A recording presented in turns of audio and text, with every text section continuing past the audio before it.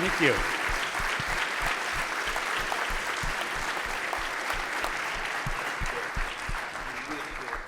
Really good stuff. I know we have a bunch of questions, and I think Steve's open to answering some questions. So if you guys have a question, please raise your hand. There's Matt and Nick coming around, handing out the microphone. Right? All right? Like, The question is, when am I running for office? I did twice, and didn't make it, which is why I'm here today instead of my presidential library. So.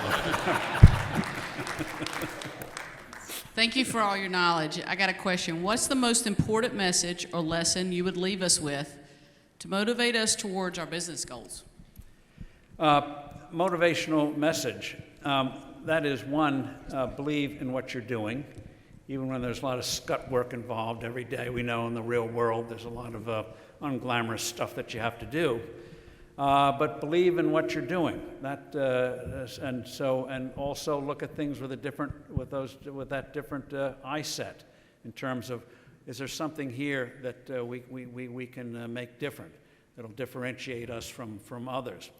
And then it's not motivational, but if you're living in some of these crazy states or municipalities, get them to start agitating, because I think they're going to be shaken up by the changes that are coming politically, to make it easier in a very safe way to do what you do, and that you don't have to crush, you don't have to make it impossible for people to do things like they have in California.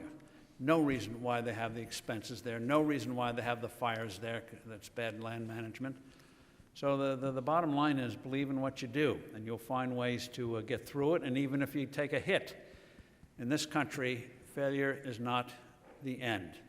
It's simply a learning chapter. Easy to say. I mean, I've had a lot of sleepless nights. We were wondering from time to time, were we doing the right thing?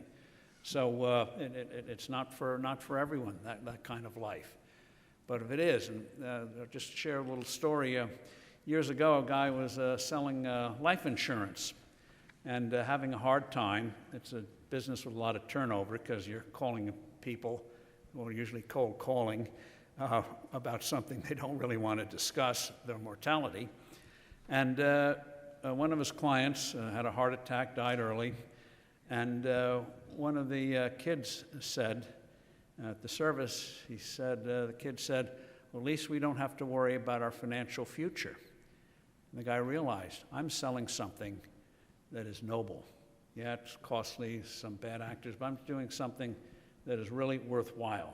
I'm giving this family a future when they lost their primary earner. And so that's the thing. Believe in what you do, and it is noble, and you're not going to get applause for it. That's the world we live in. In fact, the more successful you are in this country, the bigger target you become. But know in your heart you're doing something good. love that. Another question over here? Mr. Forbes, my name is Jacob Hale. Thank you for being here with us today. You've obviously had an incredible career. What's the single best lesson you've learned in your professional experience? Well, I could be a smart aleck and say, pick parents who own a successful business. But I think the key thing is, everyone has a knack for something, and the key thing is, when you find that knack, then work to develop it. And again, realize it's like, just think of the athletic event. You know, we all love the cheers if the team wins or the quarterback has a great Super Bowl and the like. But the thing is, there's a lot of unglamorous sweat that goes in, and that's what you have to motivate yourself. There is a purpose to this, and that's the key.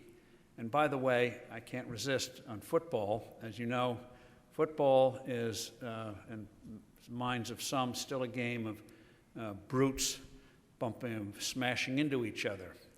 A friend of mine wrote a book on new occupations, and one of the things that happens is you get a society that becomes richer and richer as you come up with these new occupations, such as whoever would have thought that you could make a living as a video game coach all around the world. There are now tournaments for video games.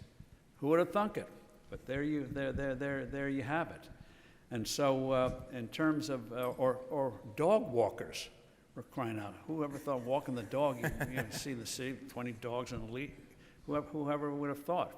So it's these new occupations that come along that allow you to, again, discover what you have a knack for, and then you take it from there. And this friend of mine suggested in the book that colleges, certain of them, should make football a major. And you say, what the? Well, he says, look, serious teams, players have to memorize numerous plays, playbook. You have to come up with new ways to do things.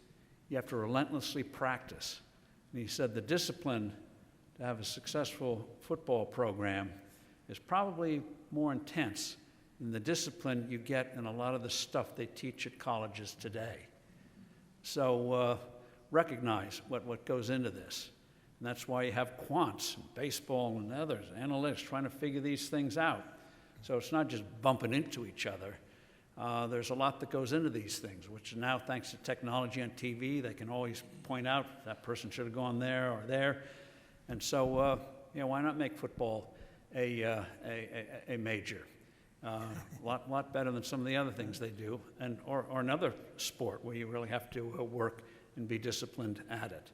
And by the way, that's one reason why some companies like to hire athletes, because they're accustomed to real discipline, accustomed to trying to work with others to get something done, and know all too well plenty of setbacks along the way, so you can take the inevitable hits. Love it. Hey, Dusty Keith, thanks for being here. Just wondering, with everything you've accomplished, do you have any goals out in the future you haven't got to yet? If so, what are they, and how do you plan on getting there? Goals for the future. Well, the big one is not going to happen, but so I've become an agitator now, I'm still doing my day job at Forbes Media, but also doing projects. I mentioned this book on inflation and co-authoring will come out early next year.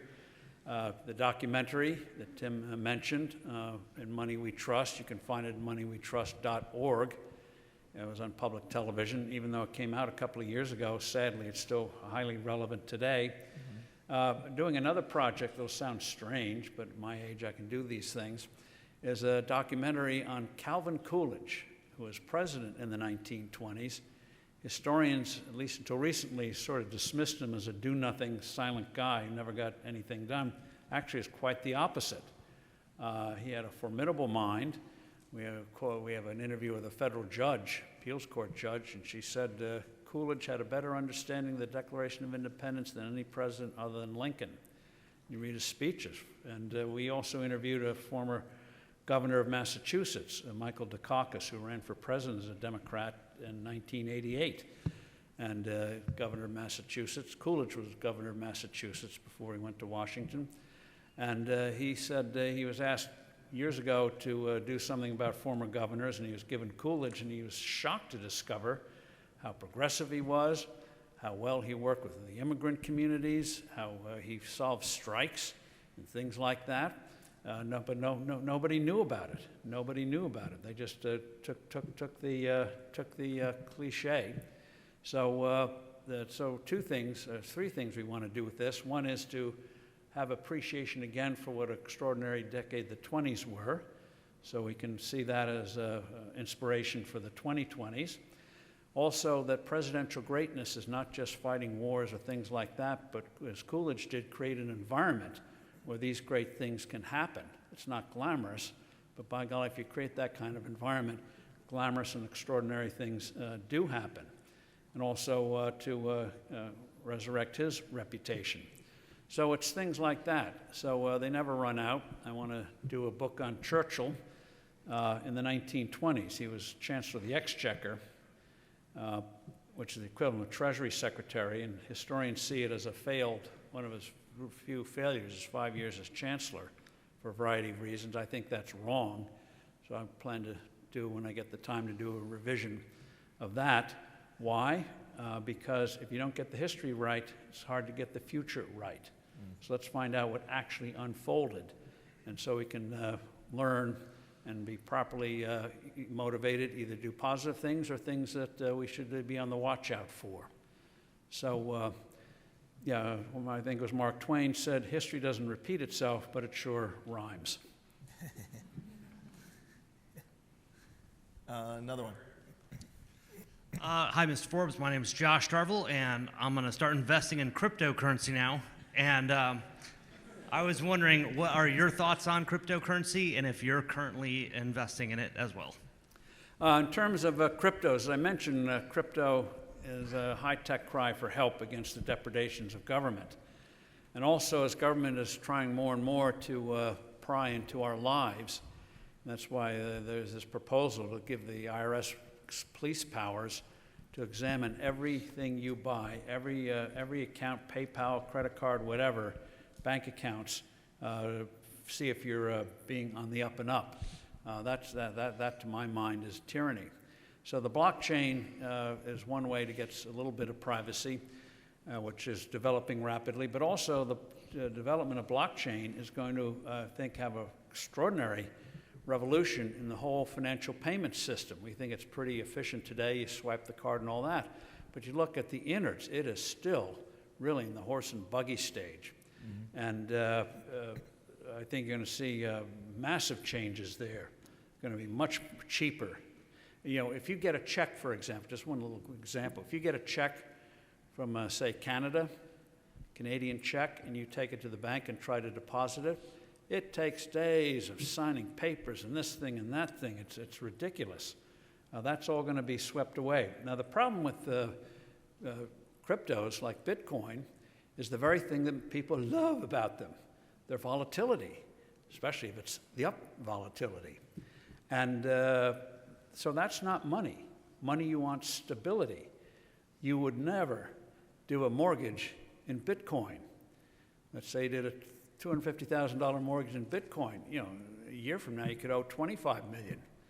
So it's not useful as a currency. That's why I'm more intrigued for that purpose, what they call stable coins, which are tethered, so to speak, to a specific asset. The problem there so far is that you need more transparency. When they say they have treasury bills backing it up or gold backing it up, you just can't take their word for it. They need to show proof that it's at a proper depository institution or trustee, so you know what's there, and not just wake up and say, well, we had backing, but bye-bye, it's gone. But I think the stable coin, as that develops, you're going to see real competition with that kind of currency versus government currencies, which is why regulators are sort of circling around this, trying to figure out how do you quash it. Well, they're a little late for that, but they're going to be worried about it, because if you decide you want to do something in a stable coin because you don't trust the government, let's say the stable coin's tethered to gold, they're going to be very unhappy about it. They're going to say, oh, dire things are going to happen. You're going to lose your teeth. You're going to lose the hair and everything else. And they're going to try to crush it. So in terms of cryptos, if you want to have fun, go with the Bitcoins. But look at what's being developed on the technology behind it, the blockchain, hugely important, and the promise of stable coins, where eventually they can develop these things where you can easily use them for daily commerce. Already now they have devices where you can even use a Bitcoin because they instantly translate whatever the price is into dollars. So you can do, but it's going to be very easy use for commerce, for day-to-day commerce, but also long-term contracts. That's the thing. A currency has to also be useful for devising long-term contracts, which is how you get investment. You know this better than anyone else. And how you get a higher standard of living through that kind of investment. So that's the challenge, making it useful as a real alternative to government currencies. Really good. Hi, Mr. Forbes. I'm Nicole.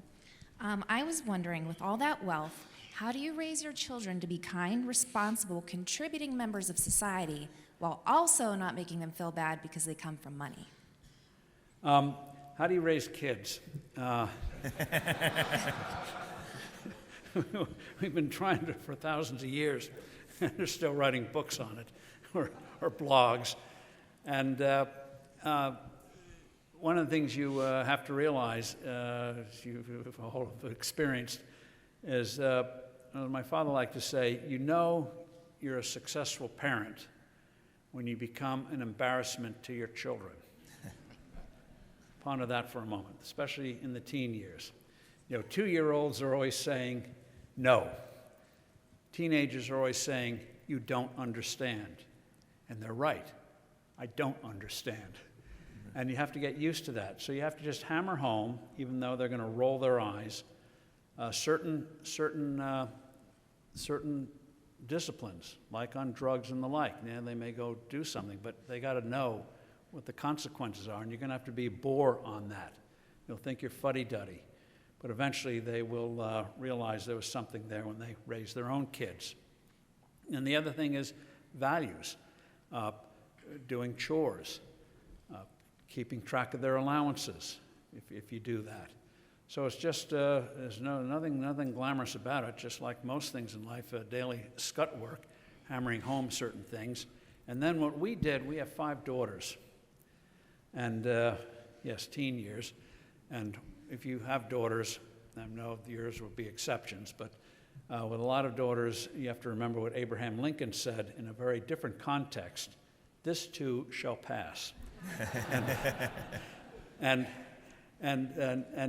so with kids, we decided we'd take one thing and be stupidly arbitrary about it, just to establish the authority. Unreasonable. And our unreasonable thing was no pierced ears until you're 18. And the howls from that we got, the 5, 2 of them still don't have pierced ears, but just one thing to establish that's the way it is. And they'll get howls of rebellion, but better they focus on that than some other things. So just pick one thing, stick to it, and know you're going to be a reviled figure. But the good thing is, even though for mothers especially, teens can be pretty rough, daughters can be pretty rough, you can take consolation in that research seems to show that daughters take better care of their parents than the sons do. So go figure.